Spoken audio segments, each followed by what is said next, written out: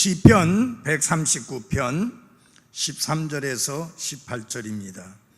주께서 내 콩팥을 소유하셨으며 내 어머니 태에서 나를 덮으셨나이다.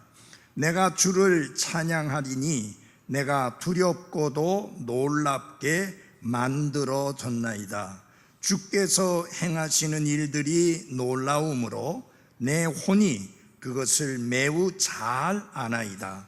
내가 은밀한 가운데 만들어지고 땅의 가장 낮은 부분들에서 묘하게 꾸며졌을 때에 나의 실체가 주께 숨겨지지 아니하였나이다. 주의 눈이 아직 불완전한 나의 실체를 보셨으며 계속해서 형성된 나의 모든 지체들이 주의 책에 기록되되 그것들 중에 아직 하나도 존재하지 않았을 때에 기록되었나이다. 17절과 18절 같이 봉독하도록 하겠습니다. 17절입니다.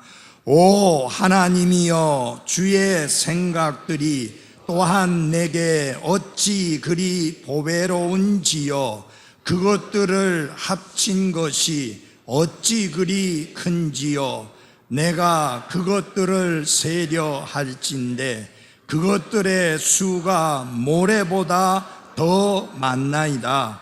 내가 깰 때에도 여전히 주와 함께 있나이다. 아멘. 기도하시겠습니다. 하나님 아버지, 우리를 놀랍고도 두렵게 창조하심으로 하나님의 작품이 되게 해주신 은혜를 감사드립니다. 물론 우리는 부모님이 우리를 낳았다라고 그렇게 말하지만 부모님은 단순히 하나님 앞에 도구로 쓰임받았을 뿐이요, 우리를 창조하신 분은, 우리를 그분의 작품으로 만드신 분은 하나님이심을 고백합니다. 그러므로 하나님은 우리 생명의 주인이시며 우리 모든 것의 주인이십니다.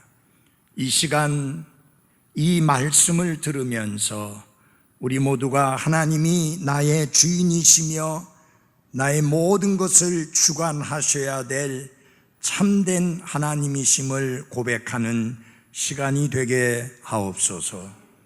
아버지 하나님, 출산을 기다리고 있는 자매님들에게 은혜를 더하시고 때가 차서 건강하게 출산할 수 있도록 산모와 태아의 건강을 지켜 주옵소서. 또한 새로운 생명이 탄생하기를 하나님 앞에 기도하는 분들의 기도에 하나님 귀를 기울여 주시고 응답해 주시어서 참으로 임신하는 기쁨이 더해지게 하옵소서. 아버지 하나님, 위중한 병에 걸려 하나님의 기적적인 치유를 필요로 하는 분들 하나님 기억해 주시며 하나님의 권능을 나타내 주옵소서. 예수님 이름으로 기도했습니다. 아멘. 앉아주시기 바랍니다. 이 시편 139편은 4개의 단락으로 나뉘어진다고 말씀을 드렸습니다. 6절씩 4개의 단락으로 나누어지는데요, 첫 번째 단락에서는 하나님은 어떤 분이시냐? 하나님은 모든 것을 아시는 전지하신 하나님이시다 라고 말씀합니다. 그분은 나의 모든 것을 아십니다. 내 생각도 아시고 내 행동도 아시고 내 마음의 동기도 아시고 내 삶의 구석구석을 다 아시는 하나님이십니다.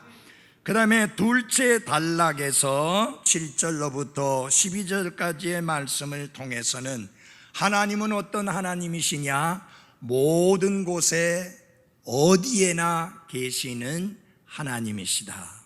조금 유식한 말로 표현한다면 편재하신 하나님, 무소부재하신 하나님이라고 말씀합니다. 그 하나님, 나와 함께 계시고 지금 이 시간에도 여러분과 저와 함께 하십니다. 그 다음에 셋째 단락, 오늘 읽어드린 13절로부터 18절의 말씀을 통해서는 하나님은 어떤 하나님이시냐, 모든 것을 하실 수 있는 전능하신 하나님이시다 라고 말씀합니다. 우리 한번 다 같이 볼까요? 전능하신 하나님, 놀라우신 솜씨로 놀라운 계획을 가지고 우리를 만드신 하나님, 그래서 우리는 하나님의 작품이다 라고 하는 것입니다. 이 위에 있죠? 한번 같이 해볼까요? 시작. 우리는 그분의 작품이다. 그분이 누굽니까? 하나님이십니다. 전능하신 하나님의 작품이다 하는 것입니다. 그 말은 무슨 말입니까? 하나님 앞에서 우리가 매우 특별하게 만들어진 사람이다. 그래서 사랑하는 여러분, 기죽지 마십시오. 열등감 가지지 마십시오. 여러분은 하나님 앞에 특별하신 분들입니다. 배운 것에 상관없이, 가지고 있는 것에 상관없이, 외모에 상관없이, 인종에 상관없이 여러분은 하나님 앞에 특별한 존재이십니다. 왜 그러느냐? 하나님이 그렇게 만드셨기 때문입니다. 하나님은 여러분과 저를 특별하게 간주하십니다. 특별하게 여기신다 그 말입니다. 왜냐하면 하나님이 놀라운 계획을 가지시고 나를 놀랍게 만드셨기 때문에 나는 결코 무의미한 존재가 아니며 대단한 가치를 가진 존재이다. 그래서 어떤 사람이 여러분에게 무시하는 말을 하거나 여러분을 업신여기고 깔보는 말을 하게 될 때에 흔들리지 마십시오. 여러분은 하나님 앞에 특별하고 존귀한 존재이기 때문인 것입니다. 사람들의 판단이 결코 옳은 것은 아닙니다. 중요한 것은 하나님이 무엇이라고 말씀했느냐, 그게 중요한 것입니다. 하나님은 여러분과 저를 가르쳐서 그분의 작품이라고 말씀하실 뿐만 아니라 어떤 작품이냐, 놀랍고도 두렵게 만들어진 작품이다. Wonderfully, 그렇게 놀랍게 만들어진 작품이다 라고 이렇게 말씀을 하고 있습니다. 하나님이 모든 것을 하실 수 있는 전능하신 하나님이라는 것은 첫째, 무엇을 통해서 나타나는가, 무엇을 통해서 분명히 보여지는가, 하나님이 만드신 천지와 만물과 우주를 통해서 하나님이 전능하심이 분명하게 드러나고 나타나고 있습니다. 그래서 시편 기자는 시편 19편 1절에서 이렇게 고백합니다. 하늘들이 하나님의 영광을 밝히 드러내고 궁창이 그분의 손으로 행하신 일을 나타내는도다. 여러분, 하나님이 만드신 모든 창조물들은, 인간만을 제외하고 하나님이 만드신 모든 창조물들은 하나님을 찬양하며 하나님의 솜씨여 그분의 작품이라고 찬양합니다. 유독 인간만이, 이 타락하고 부패한 인간만이 하나님을 하나님으로서 영화롭게 하지도 아니하고 감사치도 아니할 뿐만 아니라 오히려 썩어지지 아니하는 하나님의 형상을 썩어질 사람과 짐승과 벌레와 새들로 바꾸고 오히려 그것들을 하나님처럼 섬기는 악을 행하고 있는 것입니다. 다윗은 본문 말씀을 통해서 하나님의 전능성, 다시 말하면 the omnipotence of God, 하나님의 전능성이 무엇을 통해서 나타나고 있다고 찬양하는가? 나를 창조하신 사실, 나를 인간으로 만드신 그 사실 속에서 하나님이 전능하신 하나님이라는 것을 잘 보여주고 있다고. 그래서 다윗의 마음속에 그 하나님을 향한 찬양을 일으키고 있다라고 고백을 하고 있습니다. 다윗은 하나님께서 그를 어머니의 자궁에서 정교하게 지으신 사실에서 하나님의 전능하심이 증명되었다라고 이렇게 선언하고 있습니다. 조금 전에 읽어드린 본문 말씀을 통해서 저는 몇 가지 말씀으로 여러분들에게 말씀을 드리고자 합니다. 그 첫째 하나는 우리는 하나님의 작품이다 라고 하는 것입니다. 한번 해봅시다. 우리는 하나님의 작품이다. 에베소서 2장 10절에 우리는 그분의 작품이라고 했는데 그 말씀이 기록되기 오래전에 다윗도 우리는 하나님의 작품이라고 그렇게 고백을 했습니다. 13절 말씀입니다. 한번 같이 읽어보겠습니다. 13절 시작. 주께서 내 콩팥을 소유하셨으며 내 어머니 태에서 나를 덮으셨나이다 라고 말씀합니다. 자, 하나님이 어떻게 우리의 모든 것을 다 아실 수 있느냐? 하나님께서 어떻게 우리와 함께 계시는 것이 가능하냐? 그 이유는 우리가 하나님의 작품이기 때문인 것입니다. 그래서 13절 말씀을 통해서 우리에게 그 사실을 가르칩니다. 하나님이 우리의 모든 것을 다 아신다. 왜? 그분이 우리를 만드셨기 때문이다. 어떻게 하나님께서 항상 우리와 함께 계실 수 있느냐? 하나님께서 우리를 만드셨기 때문이다 라고 하는 것입니다. 그러면서 이 말씀에서 두 가지 사실을 말하고 있는데, 하나는 내 콩팥을 소유하셨다라고 이렇게 이야기합니다. For thou hast possessed my reins라고 했는데, 이 reins라고 이렇게 말하는데 콩팥이라고 했는데, 이것이 사실은 어떤 의미를 가지고 있는 것이냐? 성경에서 종종 이 콩팥을 가리켜서 사람을 뜻하는 것으로 말씀을 하고 있고요, 상징적인 의미에서는 내 마음, 내 내적인 존재, 감정과 애정이 깃드는 곳인 그것을 콩팥이라 그렇게 이야기합니다. 오늘 오후에 제가 콩팥에 대해서 설교를 하게 되는데, 그 콩팥하고 요 콩팥하고는 다릅니다. 그 콩팥은 여러분이 잘 알고 있는 두 개 가지고 있는 심장을 말하는데, 지금 요 콩팥은 그 심장을 말하는 게 아니라 내 속 중심, 그것을 의미하는 말씀입니다. 자, 하나님께서 내 콩팥을 소유했다고 하는 말은 무슨 뜻이냐? 그분이 내 중심을 소유하고 계시니 그분은 안과 밖에 모다 주인이시다. 내 속 중심의 주인이시여 겉으로 보이는 내 겉모양에 있어서, 이 몸에 있어서도 주인이 누구다? 하나님이시다. 여러분, 소유하고 있는 사람이 주인 맞죠? 맞아요? 예. 저는 책을 사면 꼭 하는 것 중에 하나가 뭐냐면 이름을 쓰는 거예요. 무엇을 밝히는 거예요? 내 소유라고 하는 거예요.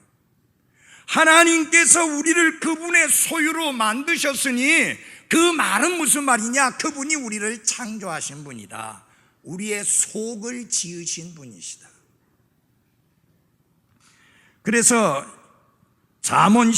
예레미야 12장 2절에 보면 이런 말씀이 있습니다. 그들의 입으로는 주와 가까이 있으나, 겉으로 드러난 입으로는 하나님께 가까이 있으나 속 중심에서는 멀리 있나이다. 그 속 중심을 말할 때 레인지라고 하는 단어를 썼습니다. 키든이라고 하는 단어를 쓰지 않고요. 정말 두 개 있는 콩팥을 말할 때 쓰는 키든이라는 영어를 쓰지 아니하고 레인지라고 하는 말을 써서 이 말씀을 계속 찾아보니까 뭐라고 말했느냐? 속 중심이라는 말씀이 나옵니다. 이 콩팥은, 이 속 중심은 바로 애정과 감정이 깃드는 곳을 뜻하는 것으로서 언제나 상징적으로는 내 마음이나 보이지 않는 내적 존재를 가리킬 때 그렇게 말합니다. 두 번째 이 말씀의 중요한 내용이 무엇이냐면, 나를 덮으셨나이다. 내 주께서 내 어머니 태에서 나를 덮으셨나이다. 여기 나를 덮으셨다는 말의 의미가 무슨 뜻이냐면, shielded, 보호하셨다, 방어망을 쳐주셨다, 그 뜻입니다. 아기가 엄마의 뱃속에 잉태가 되는 그 순간부터 하나님이 무슨 일을 하시느냐? 물론 그 태아의 생명을 주신 분이 하나님이실 뿐만 아니라 그 태아가 안전하게 건강하게 잘 발육해서 마침내 빛을 볼 수 있도록 하기까지 하나님이 지키시고 보호하신다라는 뜻입니다. 그러므로 사랑하는 여러분이여, 기억하십시오. 태아는 생명입니다. 그러므로 태아를 함부로 죽이는 사악한 짓은 해서는 안 되는 것입니다. 하나님이 친히 방어망을 쳐서 보호해 주시는 생명이 태아이다 라고 하는 것입니다. 창조사역은 내가 태어나기 9개월 전에 시작해서 바로 모태에서부터 이루어지게 되는데, 이 태아가 하나님께 얼마나 귀한 존재며 여러분과 저에게 얼마나 귀한 존재인가 하는 것을 명심해야 하는 것입니다. 하나님은 그 자그마한 생명이 잉태되는 그 순간, 잘 보이지 않는 그 순간부터 하나님은 방어망을 치시면서 그가 빛을 보고 세상에 나오기까지 지키시고 보호하시는 하나님이십니다. 정자와 난자가 수정되는 순간부터 새 생명이 시작됩니다. 이후 9개월 동안 태아는 자궁 안에서 아주 빠른 속도로 성장을 합니다. 뇌와 장기 등 모든 인체 기관은 계속 성장해서 출생 후 자궁 밖에서의 삶을 준비하게 됩니다. 태아는 자궁 안에 있는 동안 태반이라는 임시 기관을 통해 모체로부터 산소와 영양분을 공급받습니다. 이 모든 것을 설계하신 분이 누굽니까? 하나님이십니다. 그리고 하나님은 친히 지키시고 방어망을 치시며 보호해 주시는 분이십니다. 그게 나를 덮으셨나이다 라고 하는 내용입니다. 그러므로 태아는, 임신은 우리 모두가 감격하고 우리 모두가 기뻐하고 우리 모두가 반가워해야 할 기적으로 여겨야 하며 결코 귀찮은 존재로 여겨서는 안 되는 것입니다.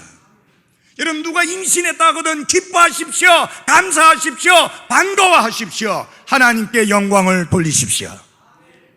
또 임신했어요? 그런 고약한 소리 하지 마십시오. 6번째 아이를 낳는다 할지라도 감사하십시오. 왜? 한 명도 안 낳는 사람들을 위해서라도 나올 수 있다면 그렇게 해야 됩니다. 지금 제가 제일 후회하는 것 중에 하나가 셋만 낳은 거예요. 한 6좀 낳았어야 되는데. 두 번째로 우리는 하나님의 작품이니까 어떻게 해야 되느냐, 힘써 나를 만드신 하나님을 찬양해야 합니다. 그것을 14절에서 가르쳐 줍니다. 14절 같이 큰 소리를 읽어보겠습니다. 시작. 내가 주를 찬양하리니 내가 두렵고도 놀랍게 만들어졌나이다. 주께서 행하시는 일들이 놀라움으로 내 혼이 그것을 매우 잘 아나이다. 이 말씀에서 두 가지를 가르칩니다. 하나는 찬양입니다. 내가 주를 찬양하리니 I will praise thee. 내가 주를 찬양하겠다. 왜? 하나님께서 나를 두렵고도 놀랍게 만드셨기 때문이다. Fearfully and wonderfully made. 여러분, 우리의 신체를 한번 보십시오. 얼마나 하나님이 놀랍게 창조하셨는지, 우리가 얼마나 놀랍게 창조하셨는지 성경을 믿는 구원받은 과학자들이, 의사들이 그 사실을 자세하게 적어놨는데, 제가 그것을 복사해가지고 여러분들에게 들려드리려고 했는데 가만히 보니까, 조금 전에 보니까 그걸 안 들고 왔어요. 뭐 그거 있든지 어떤지 하나님께서 놀랍게 창조하신 거 믿죠? 여기 놀랍게라는 말 속에는 어떤 의미가 들어있느냐? differently. 하나님이 그렇게 많은 아기들을 창조하시면서도 독특한 하나의 다르게 창조하셨다는 사실이 놀랍습니다. 여러분, 같은 날 태어나는 쌍둥이도 안 닮았잖아요. 그죠? 우리 은율이하고 옹겸이 누가 쌍둥이라고 알아요? 쌍둥이라고 말하니까 쌍둥이인 줄 알지.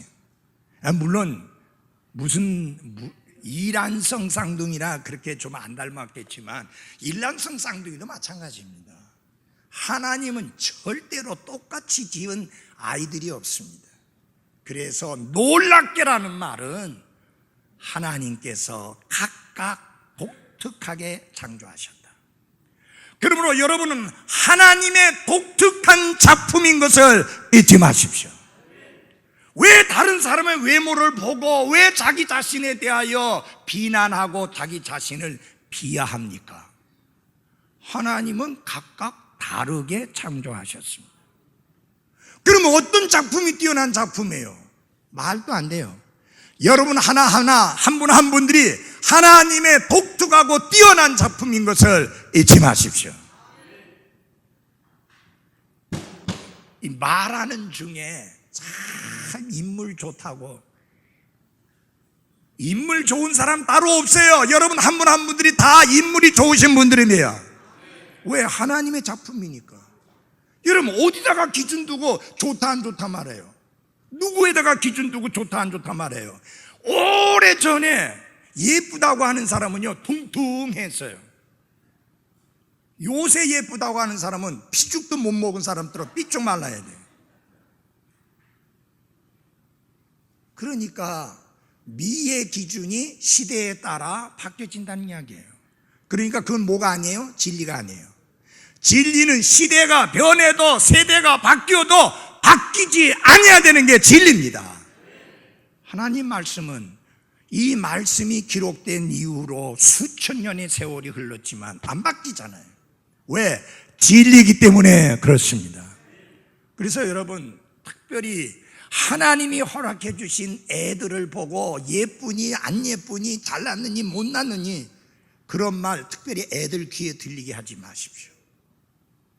그들은 다 하나님의 걸작품입니다.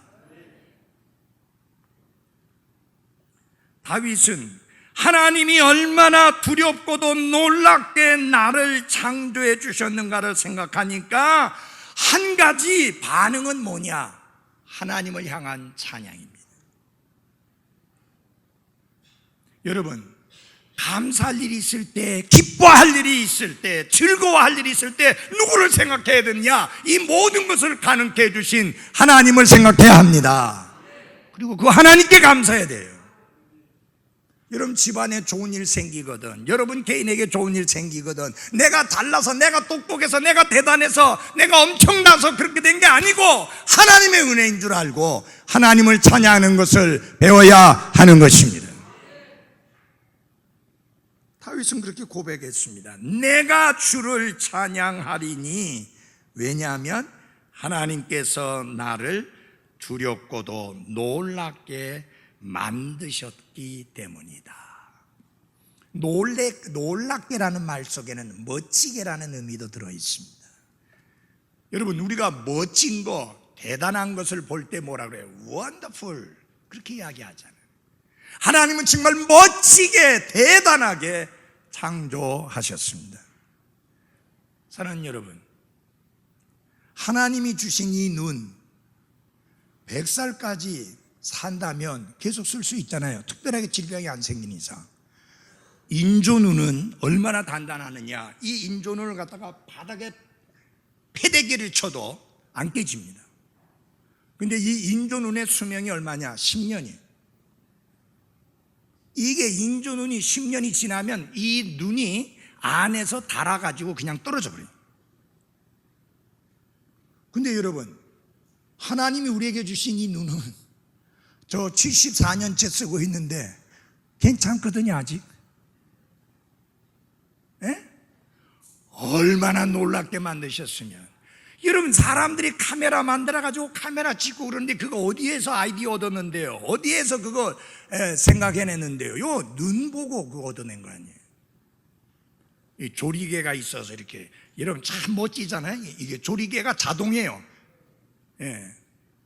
카메라는 수동이잖아요. 우리가 조종해야 되잖아요. 뭐 어쨌든 간에 요래 조종하든지 반 터치로 조종하든지 조종해야 되는데, 이거는요 완전히 안에서 자동이에요.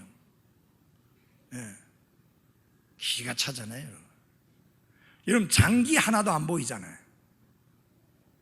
하나도 안 보이는데 이게 튼튼해야 건강하잖아.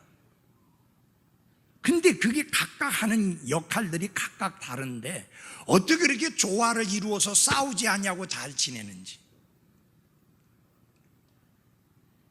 하나님이 정말 놀랍게 우리를 지으셨음을, 만드셨음을 알게 됩니다. 그 다음에 여기 다윗은 이렇게 말합니다. 이렇게 뭐냐면은, 주께서 행하시는 일들이 놀라움으로 내 혼이 그것을 매우 잘 아나이다. 하나님이 하시는 일 하나하나가 매우 놀랍기 때문에 그것을 내가 너무너무 잘 압니다 라고 고백합니다. 사랑하는 여러분들이요, 하나님께서 행하시는 일들이 놀라움을 정말 잘 아는 성도들이 되셔야 할 것입니다. 하나님이 행하신 일이 얼마나 크고 놀라운가를 알지 못하는 인생들이 얼마나 많이 있는지 모릅니다. 그러나 우리는 이 사실을 알고, 이 사실을 다윗처럼 고백하고, 이 사실을 다윗처럼 찬양하는 그리스도인이 되어야 하는 것입니다. 주 하나님 지으신 모든 세계, 내 마음속에 그리워 볼 때 뭐가 나와요? 찬양이 나와요. 그래서 주님의 높고 위대하심을 내 혼이 찬양하네. 하나님께서 과거에만 놀라운 일을 행하신 게 아닙니다. 이스라엘에게만 놀라운 일을 행하신 게 아닙니다. 21세기를 살고 있는 여러분과 저에게도 크고 놀라운 일을 행하시는 사실을 우리는 매우 잘 알아야 하는 것입니다. 그분이 행하신 일 중에 놀라운 일 중에 놀라운 일이 무엇이냐? 나를 죄와 사탄과 영원한 멸망의 자리에서 단번에 은혜로 구원해 주신 것입니다. 저는 그걸 잘 압니다. 내게 임한 구원이 크고 놀라운 구원이요, 그 어떤 것과도 비교하거나 바꿀 수 없는 큰 구원인 것을 저는 압니다. 뿐만 아니라 이 놀랍고 큰 구원을 그 누구도 그 무엇도 빼앗아 갈 수 없다는 사실을 인해서 감사합니다. 그리고 그 하나님은 매일매일 나와 여러분의 삶 속에 놀라운 일들을 행하고 계십니다. 예. 여러분이 눈을 조금만 밝히 떠서 보시면 이게 내가 한 일이 아니요, 하나님께서 하신 일이요, 정말 놀랍다는 고백이 나올 수밖에 없습니다. 다윗은 그런 고백을 하고 있습니다. 하나님께서 놀라운 일을 행하시는 사실을 내가 매우 잘 알고 있다고 그렇게 증언합니다. 매주일 여러분을 뵐 때마다 지난 주간에도 하나님께서 사랑하는 성도님들의 삶 속에 놀라운 일을 행하셨구나, 위험에서 건져주셨고 건강을 지켜주셨고 하는 일이 형통케 해주셨고 평안케 해주셨고 하나님께 영과 진리로 경배드리고자 하는 뜨거운 마음을 허락해 주셨고, 그리고 이 폭염을 뚫고 발걸음을 옮겨서 이 자리에 올 수 있게 하나님이 놀랍게 행하셨구나, 그것을 저는 깨닫고 감사와 찬양을 드립니다. 여러분 한 분 한 분 이 자리에 오신 게 놀라운 일입니다. 저 바다가 여러분을 부르고 있지 않습니까? 저 시원한 산의 그늘과 시원한 바람이 여러분을 부르고 있지 않습니까?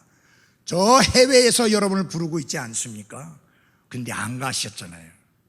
하나님께 영과 진리로 경배드리기 위해서 오셨잖아요. 정말 놀라운 일이에요. 하나님께서 그런 마음 가지게 하시고 그런 생각 가지게 하시고 그렇게 발걸음을 이곳에 모아주신 거 감사드립니다.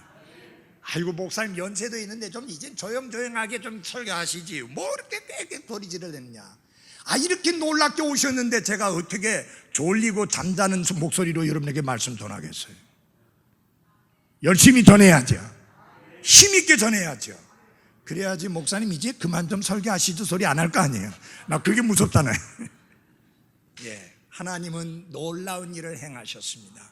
여기 다윗처럼 우리 모두가 그렇게 고백할 수 있기를 바랍니다. 하나님, 제가 너무 잘 압니다.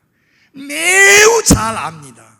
하나님이 놀라운 일을 행하셨고 행하고 계시고 앞으로 행하실 것을 매우 잘 안다라고 고백할 수 있기를 바랍니다. 그 다음에 보시겠습니다. 나의 실체라는 단어가 나옵니다. 나의 실체가 죽게 숨겨지지 아니하였나이다. 여기에 실체라고 하는 것은 무엇을 의미하느냐?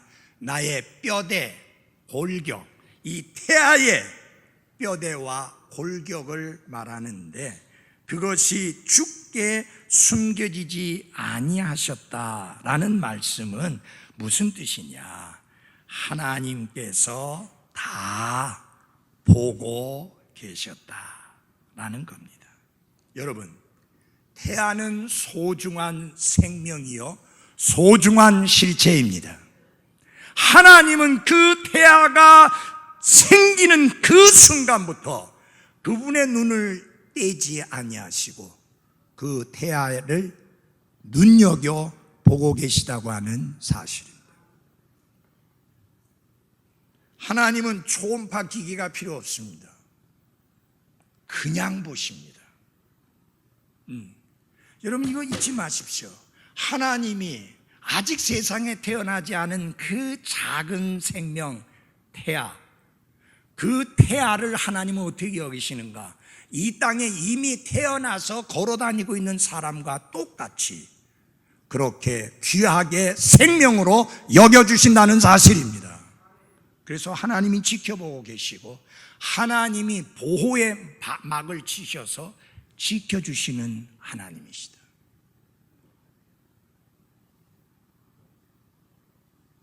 그렇기 때문에 여기 임신하신 여러분들, 여러분의 뱃속에 있는 그 태아는 너무너무 소중한 생명인 것을 잊지 마십시오. 태교한다고 그래요. 그래서 뭐 음악도 듣기도 하고 또 뭐 어디 가서 보기도 하고 뭐 하는데 쓸데없는 짓 하지 말고 어떻게 해야 되느냐? 하나님 귀한 생명 주신 거 감사합니다. 하나님께서 두렵고도 놀랍게 귀한 생명을 내 속에, 내 뱃속에 창조하셨나이다. 이미 하나님께서 놀랍고도 두렵게 놀라운 일을 내 안에 행하셨는데 이제 이 태아의 생명을 지켜주시고 보호막을 쳐주시어서 때가 차서 건강하게 출산할 수 있게 은혜를 베풀어 주옵소서라고 기도하시기 바랍니다. 그게 가장 훌륭한 태교예요. 여러분, 하나님이 지켜주셔야 돼요. 하나님이 보호해 주셔야 돼요. 하나님이 출생의 날까지 눈여겨보시면서 돌봐주셔야 돼요. 왜? 귀한 생명이니까. 거기 보면은 재밌는 표현이 나옵니다. 내가 은밀한 가운데 만들어지고 땅의 가장 낮은 부분들에서 묘하게 꾸며졌을 때에 그랬습니다. 은밀한 가운데라고 하는 것은 자궁이라는 단어를 우회적으로 표현한 말씀입니다. 여자의 자궁은 은밀한 곳입니다. 그래서 하나님이 은밀한 곳에 태아를 허락해 주신 것입니다. 땅의 가장 낮은 부분들, 땅의 가장 낮은 부분이 뭐예요? 흙이잖아요. 하나님께서 흙을 빚으시사 아담과 이브를 창조하신 것처럼 하나님께서는 내 속에 가장 땅에 낮은 것, 그것을 통해서 육체를 형성하셔서 결국은 나중에 육체는 흙에서부터 왔으니 흙으로 돌아가게 되는 것입니다. 이 하나하나 보면은 너무너무 놀랍고 귀한 사실을 알게 됩니다. 마지막으로 나에 대한 하나님의 생각은 보배롭고 크다라는 사실입니다. 우리 17절을 보겠습니다. 오 하나님이여, 주의 생각들이 또한 내게 어찌 그리 보배로운지요, 그것들을 합친 것이 어찌 그리 큰지요 그랬습니다. 여러분, 여기에서 주의 생각들이라고 나오는데 잘 들어보십시오. 다윗은 무엇이 크다고 고백하는가? 내가 하나님을 생각하는 그 생각이 크다고 말하는 게 아니에요. 반대로 나에 대한 하나님의 생각이 크다. 여러분, 그 크신 하나님이 60억이 넘는 사람들이 살고 있는데 한 사람 한 사람 하나님이 생각하신다, 그 말이에요. 우리 한 사람 한 사람 생각하는 하나님의 생각이 너무너무 크다고 그렇게 말씀하고 있습니다. 종종 사람들은 그런 소리를 합니다. 아무도 나에게 관심이 없다고, 아무도 나를 생각해 주지 않는다고, 아무도 나에 대하여 흥미가 없다고, 나를 챙겨주지 않는다고. 잊지 마십시오. 하나님은 여러분을 한 번도 한순간도 잊어버리신 적이 없습니다.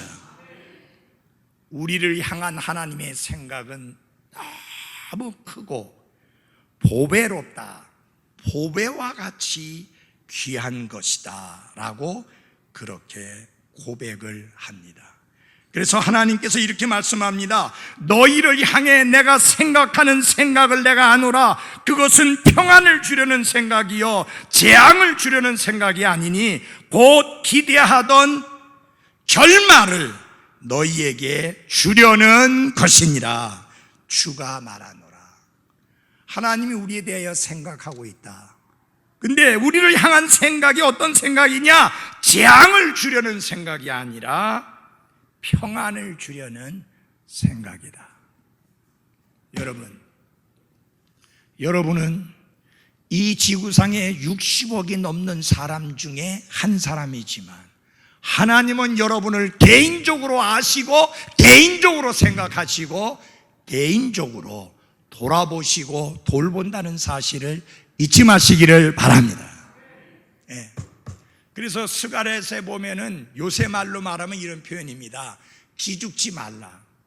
왜? 내가 너의 하나님이다. 내가 너의 보호자다. 그러니 기죽지 말라. 여러분, 기죽지 마십시오. 돈이 없다고. 기죽지 마십시오. 내가 가진 게 적다고. 기죽지 마십시오. 내가 배운 게 적다고. 하나님은 전혀 그런 거 따지지 아니하고 여러분을 생각하는 생각이 너무 깊어서 보배와 같이 귀하다라고 말씀합니다. 그리고 마지막으로 이렇게 이야기합니다. 내가 그것을 셀 수 있다고 하면 그것들의 수가 모래알보다도 더 많다. 그렇게 말합니다. 여러분, 바닷가에 나가보시면 모래알이 얼마나 많습니까? 그것보다 더 많다는 이야기. 하나님이 나를 생각하는 생각이 그렇게 크다? 그 이야기입니다. 그래서 다윗은 마지막으로 이런 고백합니다. 시편 139편 18절 같이 읽겠습니다. 시작. 내가 그것들을 세려 할진대 그것들의 수가 모래보다 더 많나이다. 내가 깰 때에도 여전히 주와 함께 있나이다. 여기 다윗은 하나님을 생각하며 하나님이 나를 얼마나 사랑하며 하나님이 내게 얼마나 풍성한 은혜를 베푸시며 하나님께서 얼마나 나를 자상하게 돌보시는가, 그 사실을 생각하며 묵상하며 잠이 들었는데 깨어났을 때도 역시 하나님께서 나와 함께 계시더라, 그렇게 말합니다. 사랑하는 여러분, 여러분의 부모는 언제까지나 여러분과 함께 계실 수 없습니다. 여러분의 남편도 여러분과 언제까지나 함께 있을 수 없습니다. 여러분의 아내도 언제까지나 여러분과 함께 있을 수 없습니다. 자녀들도 언제나 여러분들과 함께 있을 수 없습니다. 그런데 24시간 365일 우리의 목숨이 끊어지는 그 순간까지 우리와 함께 하신 분은 하나님이십니다. 어저께 성애 부부가 저희 집에 와서 같이 식사를 했는데 무슨 이야기를 하는 중에 제 아내가 그런 이야기를 했어요. 이거 다 나중에 내 거 될 건데. 그 말을 들으니까 맞긴 맞으면서도 조금 이상한 생각이 들더라고요. 아, 그렇다. 우리도 떠나야 될 그때가 오고 있구나. 그러면서 요양병원 이야기가 나왔어요. 이 요양병원에서 그 요양사들이요 막 때린대요. 몰고도 잘 안 준대요. 똥만 싼다고. 그 소리 난 나중에 요양병원 갈 건데 그 소리 들으니까 참 묘하더라고요. 그러면서 정리가 됩니다. 인생은 왔으면 가야 하는 게 인생인데, 하나님 주어진 날들 동안 하나님의 일을 끝까지 하다가 편안히 눈 감을 수 있게 해 주십시오. 그게 저의 기도 제목입니다. 사랑하는 여러분, 다윗은 그런 이야기를 했습니다.